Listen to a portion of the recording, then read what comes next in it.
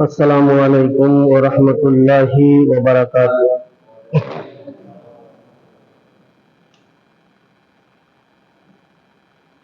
नहमदुहु व नुसल्ली अला रसूलिहिल करीम। अम्मा बअदु फ़अऊज़ु बिल्लाहि मिनश शैतानिर रजीम व बरकतिही बिस्मिल्लाहिर रहमानिर रहीम। वातसिमू बिहब्लिल्लाहि जमीअन व ला तफ़र्रक़ू।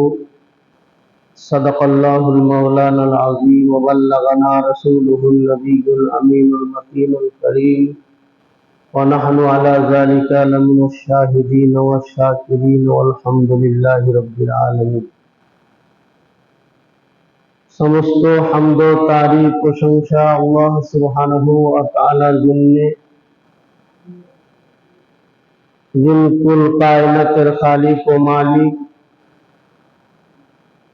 पालन कर्ता रब्बुल आलमीन, जिनार प्रशंसार कोनो आदि अंत नाई, वहदाहु ला शरीक। ताई संक्षेपे सकले बोलुन आलহামদুলিল্লাহ। तारपरे परे दरूद व सालाम बर्षित होक नबी कुलेर शिरोमणि ताजदारे अम्बियार आहते कल्ब सीना पापीদের उद्धारकारी बेसहारार सहारा आमिनार दुलारा अहमद मुस्तफा सय्यदना मुहम्मदुर रसूलुल्लाह सल्लल्लाहु ताआला अलैहि वसल्लमेर प्रति शत कोटि कोटि दरूद व सालाम बर्षित होक, अर्पित होक। मोहब्बत बोलुन अल्लाहुम्मा आमीन। ब्रादारान मिल्लात इस्लामिया, अल्लाह सुब्हानाहु व ताआलार पवित्र कुरानुल मजीद থেকে আয়াত এটা কপাট খুলে রাখেন, লাগাবেন না, বারবার লাগাবেন কবর হয় নাকি? খুলে রাখেন কপাট, খুলেন, পুরোটা খুলেন কপাট।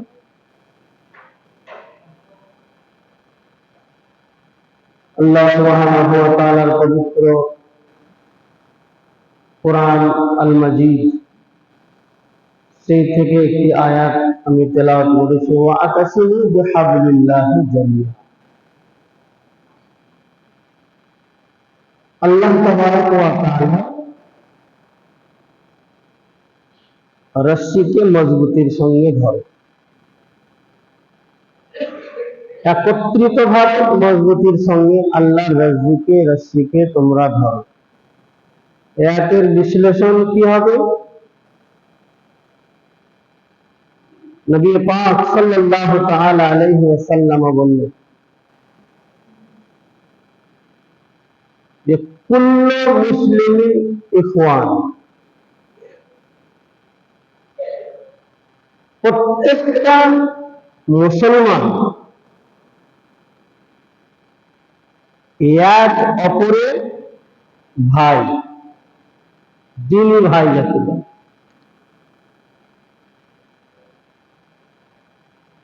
রাসূলুল্লাহ সাল্লাল্লাহু তাআলা আলাইহি ওয়াসাল্লাম বললেন যে তোমরা এক অপরের দিনী ভাই। এর মানে কি হলো? আমার নিজের রক্তের ভাই, তার যদি কোনো আপদ বিপদ হয়, আমি যেমন চুপ থাকতে পারি না, আমার সেই ভাইকে আমি কি করে বিপদ থেকে উদ্ধার করব, কি করে আমি সে আমার ভাইয়ের সহযোগিতা করব, কি করে আমি আমার ভাইয়ের হেল্প করব, আমার ভাই যাতে বিপদ থেকে মুক্ত হয়, আমার এই রক্তের ভাই যে সে যেন কোনো বালা মুসিবতে না পড়ে, কোনো আপদ বিপদ না হয়। অনুরূপ ভাবে সেই মতো আমার আকা মাওলা সাল্লাল্লাহু তাআলা আলাইহি ওয়াসাল্লাম বলেন, ও আমার উম্মত, আমি তোমাদেরকে ওই রকম ভাই ভাবে থাকতে, বসবাস করতে আমি নির্দেশ দিলাম। সকল মুসলমান তোমরা এক হয়ে থাকবে, একত্রিত হয়ে থাকবে। ওয়াতাসিমু বিহাবলিল্লাহি জামিআন ওয়া লা তাফাররাকু। তোমরা একত্রিত ভাবে আল্লাহর রাজ্যের মজবুতির সঙ্গে ধরে থাকবেন, তাহলে তোমরা ইহ জগৎ পর জগতের সফলতা অর্জন করবে। এ মিল্লাত ইসলামিয়া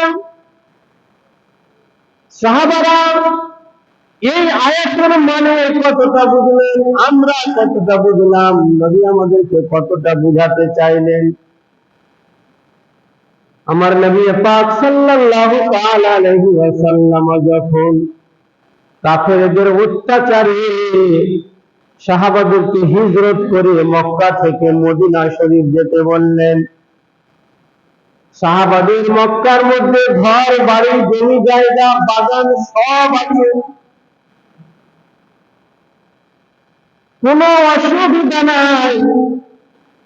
অসুবিধা একটাই হলো, আমার নবীর কলেমা পড়েছে লা ইলাহা ইল্লাল্লাহু মুহাম্মাদুর রাসূলুল্লাহ, নবীর গোলাম হয়েছে, নবীর কলেমা পড়ে মুসলমান হয়েছে। এটাই হলো মক্কায় থাকার বাধা। মক্কার কুফার মুশরিকিনেরা যারা বড় মাতাব্বর ছিল, যারা শক্তিশালী লোক ছিল, তারা বলল, যারা যারা কলেমা পড়ে নবীর গোলাম হয়েছে, মুহাম্মদের কলেমা পড়েছে, তাদের উপরে অত্যাচার চালাও, তারা যেন দ্বীন ইসলাম থেকে ঘুরে যায়, আমিনার লাল যেন একাই ঘুরে যায়, ওই কলেমা যেন কেউ না পড়ে, ওর কাছে যেন কেউ না যায়। কিন্তু বাবা, যারা কলেমার মায়া মমতা বুঝেছে, যারা নবীর মহব্বত পেয়েছে, যারা ইসলামের মজা পেয়েছে, তারা জীবনের সব ত্যাগ করে দিতে পারে, মাল দৌলত ঘর বাড়ি সব ছাড়তে পারে, কিন্তু কলেমা ছাড়তে পারে না, কলেমা ছাড়তে পারে না। এটাই হয়েছিল ইংরেজের জামানায় পাকিস্তানের মধ্যে। আজান দেওয়া হচ্ছে মসজিদে, ইংরেজি সৈন্যরা গিয়ে মসজিদকে গুলি চালাবে, এক মুয়াজ্জিন বলল আল্লাহু আকবার, আল্লাহু আকবার, আল্লাহু আকবার, একজন শহীদ হয়ে গেলেন। আরেকজন মুয়াজ্জিন বলল আশহাদু আল্লা ইলাহা ইল্লাল্লাহ, আশহাদু আল্লা ইলাহা ইল্লাল্লাহ, আরেকজন শহীদ হলেন। আরেকজন বললেন আশহাদু আন্না মুহাম্মাদুর রাসূলুল্লাহ, আশহাদু আন্না মুহাম্মাদুর রাসূলুল্লাহ, আরেকজন মুয়াজ্জিন শহীদ হয়ে গেলেন। আরেকজন বলল হাইয়া আলাস সালাহ, হাইয়া আলাস সালাহ, আরেকটা মুয়াজ্জিন শহীদ হলেন। আরেকজন বললেন হাইয়া আলাল ফালাহ, হাইয়া আলাল ফালাহ, আরেকটা মুয়াজ্জিন শহীদ হয়ে গেলেন। আরেকজন বলল আল্লাহু আকবার, আল্লাহু আকবার, আরেকটা মুয়াজ্জিন শহীদ হয়ে গেলেন। আরেকজন বলল লা ইলাহা ইল্লাল্লাহ, আরেকটা মুয়াজ্জিন শহীদ হয়ে গেলেন। বাবা, কিন্তু আজান থামানো গেল না। একটা মসজিদকে গুলি মারছে, আরেকটা মসজিদ তারপরে থেকে শুরু করছে, একটা মসজিদ আবার শহীদ হচ্ছে, তারপরে থেকে আবার আজান শুরু করছে। এইভাবে দেখা গেল মুসলমানদের আজান কমপ্লিট হলো, জান কুরবানি দিয়ে দিলে শহীদ হয়ে গেল, কিন্তু আজান আনকমপ্লিট থাকলো না, অসম্পূর্ণ থাকলো না, আজান পরিপূর্ণ হলো। বুঝাতে চাইছে যতই জুলুম করো না কেন, যত অত্যাচার করো না কেন, আমরা মুসলমান এক অপরের জন্য জান দিব, দিন ইসলামের জন্য জান দিব, কোরআনের জন্য জান দিব, আজানের জন্য জান দিব, তথাপি কোনোদিন বন্ধ করা যাবে না। রাসূল পাক সাল্লাল্লাহু আলাইহি ওয়াসাল্লামের সাহাবারা অনুরূপভাবে সেইভাবে ভেবেছিলেন যে আমরা সব ছেড়ে দেব, ধন দৌলত মাল দৌলত, কিন্তু নবীর গোলামি ছাড়বো না, কলেমা ছাড়বো না, ইসলামকে গ্রহণ করেছি আর ইসলাম থেকে ফিরা যাবে না, জান যায় চলে যাবে। আমার নবী পাক সাল্লাল্লাহু আলাইহি ওয়াসাল্লাম বললেন, ও আমার সাহাবারা, অনেক অত্যাচার তোমাদের উপরে হচ্ছে, তোমাদের ঘর বাড়ি উপরে অত্যাচার হচ্ছে, তোমাদের ছেলে মেয়ের উপর অত্যাচার হচ্ছে, তোমরা করো কি, এই মক্কা ছেড়ে গোপনে মদিনা চলে যাও, মদিনায় হিজরত করে যাও। আমার নবী পাক সাল্লাল্লাহু আলাইহি ওয়াসাল্লামের কথা মতো সাহাবারা যারা মক্কায় ছিলেন সব এক এক করে মদিনা শরীফে হাজির হলেন। এবার চিন্তা করেন যে এতগুলো লোক মক্কা ছেড়ে মদিনায় গেল, এরা কি খাবে, কোথায় থাকবে, কোথায় বসবাস করবে? আমার নবী পাক সাল্লাল্লাহু আলাইহি ওয়াসাল্লাম বললেন, ও আমার আনসার সাহাবারা, আনসার বলা হয় ওই সাহাবাদেরকে, ওই মুসলমানকে যারা মদিনায় ছিল, মদিনাবাসী মুসলমানকে আনসার বলা হয়। আর মক্কায় যারা, মক্কা থেকে যারা গেল এদেরকে মুহাজির বলা হয়, হিজরত করে যারা গেল। আর আনসার মানে সাহায্যকারী, মদদকারী, হেল্পকারী, এর নাম হলো আনসার। আমার নবী পাক সাল্লাল্লাহু আলাইহি ওয়াসাল্লাম বললেন, আজকে তোমাদের দ্বীনি ভাইরা মক্কা থেকে মদিনায় এসে হাজির হয়েছে। এদের কাছে কোনো থাকার জায়গা নাই, খাওয়ার ব্যবস্থা নাই, কোনো কিচ্ছু নাই। শূন্য হাতে কলেমার জন্য, ইসলামের জন্য মক্কা ছেড়ে, মক্কায় ঘর বাড়ি ছেড়ে দিয়ে আজ মদিনায় এসেছে। এদেরকে তোমরা নিজের ভাইয়ের মতো গ্রহণ করে নাও, নিজের রক্তের ভাইয়ের মতো এদেরকে তোমরা আশ্রয় দান করো। আমার নবী পাক যেমনই এই কথা বলেছেন, মদিনার আনসার সাহাবারা, মদিনার সাহাবারা যারা মুসলমান ছিলেন, তারা এক এক করে এক একজনকে বেছে নিলেন যে ভাই তুমি আমার রক্তের ভাই না হলে তুমি আমার দিদি ভাই। আমার নবী পাক সাল্লাল্লাহু আলাইহি ওয়াসাল্লাম বলেছেন, কুল্লু মুসলিমিন ইখওয়ান, প্রত্যেক মুসলমান ভাই ভাই। আজ আমি দিনের ভাই, আমি তোমার জন্য আশ্রয়ের ব্যবস্থা করব, ঘরের ব্যবস্থা করব, খাবারের ব্যবস্থা করব, ভাগ করে দিলে জমি, ভাগ করে দিলে বাগান, ভাগ করে দিলে ঘর, কত বড় কোরবানি দিল তারা। বলেন তো, একদিকে তারা ছেড়ে এলো মক্কার মধ্যে ঘর বাড়ি, আবার যেখানে এলো এই মুসলমানের কত দিনদার, কত ইমানদার, কত দিনদার তারা, যে নিজের সম্পত্তিকে সমান সমান ভাবে একটা দিন ভাইয়ের জন্য ভাগ করে। ইসলাম এটাই শিখিয়েছে যে এক মুসলমানের কি করে হেল্প, কি করে সাহায্য করা হয়। আজ আমাদের পরিস্থিতিটা কিন্তু পুরোটাই উল্টা। আজ আমরা সেইভাবে নিজের ইমানকে মজবুত করতে পারি নাই। আজ আমরা সেইভাবে নবীর সুন্নাতকে আঁকড়ে ধরতে পারি না। সেইভাবে আমরা আয়াতের মানে ওয়াতাসিমু বিহাবলিল্লাহি জামিআন ওয়া লা তাফাররাকু মানে আমরা এখনো বুঝতে পারিনি। এই মিল্লাত ইসলামিয়া আমার নবী পাক সাল্লাল্লাহু আলাইহি ওয়াসাল্লাম সহিহ মুসলিম শরীফের হাদিসের মধ্যে বলেছেন, সাহাবারা বললেন, ইয়া রাসূলুল্লাহ, মুসলমান কাকে বলবো? আমরা তো জানি যে কলেমা পড়লে সে মুসলমান হলো।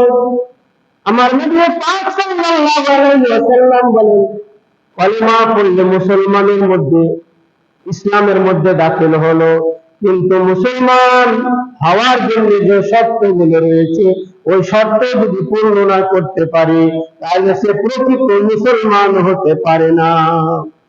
রাসূল পাক সাল্লাল্লাহু আলাইহি ওয়াসাল্লাম বললেন, আল মুসলিমু মান সালামাল মুসলিমুনা বিয়াদিহি ওয়া লিসানিহি।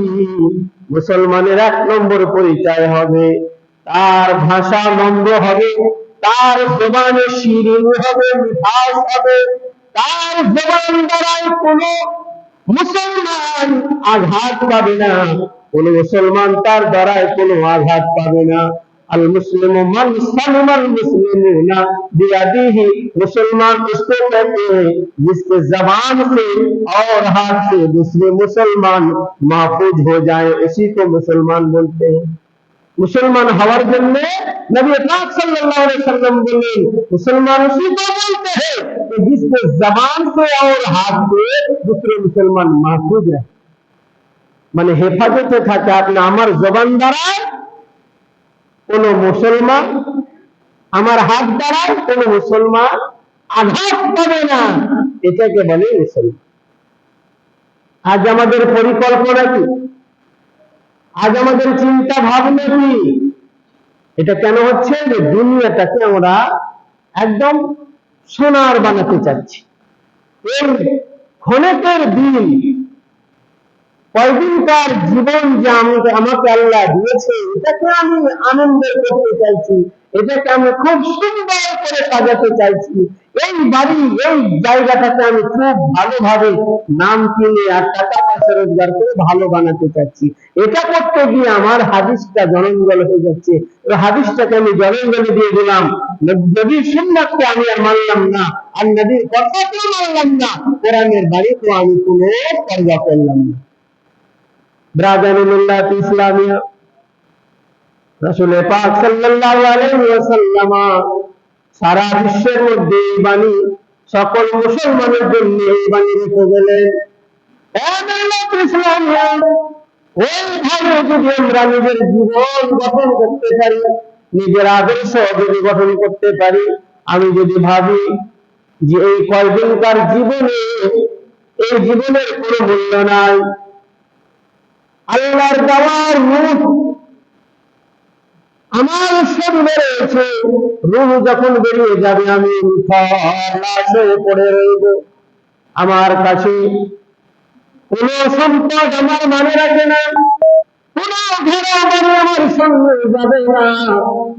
তাই আমি এই ধন সম্পদের জন্য, ঘর বাড়ির জন্য, দুনিয়ার আয়েশ আরামের জন্য আমার দ্বারাই কোন মানুষের যাতে কোনো ক্ষতি না হয়ে যায়, কোন মুসলমান যেন আঘাত না পেয়ে নেয়, কোন ব্যক্তি আমার দ্বারাই যাতে কোন রকমের দুঃখ না পেয়ে যায়, এইরকম চিন্তা ভাবনা যদি আমার আপনার থাকে, আমার দয়ার নবী বললেন সেই ব্যক্তির জান্নাতে যাওয়ার আমি জামিন হয়ে গেলাম।